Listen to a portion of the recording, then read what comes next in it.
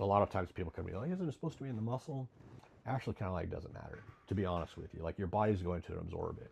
But some people don't understand like the pharmacokinetics of why actual medications work, the uptake, how fast it's pulled into the blood. So if you inject something into the vein, that's going to be the fastest way essentially for it to get into where it needs to go. If you're injecting anywhere in the body, okay, else, like in the fat, the muscle, the rate of uptake has everything to do with blood flow. And so the rate that it gets absorbed in your body has to do with blood flow. So if you're injecting it into the muscle, you're going to have this higher peak. And so, especially in a muscle that is used a lot. So if you do it, for example, in your leg and you're using your legs all day long, then you're going to have a much higher peak because there's blood flow there. Well, if you inject it into the fat, okay, then you're going to have a slower uptake because there's less blood flow into the fat. And I want that. I don't want it to spike and then have this rapid drop towards the end of the week.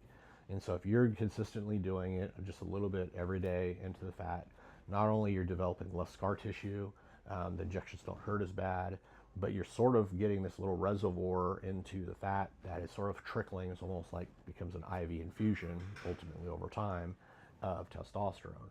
So if you miss a few days, it's no big deal because you have this in your fat.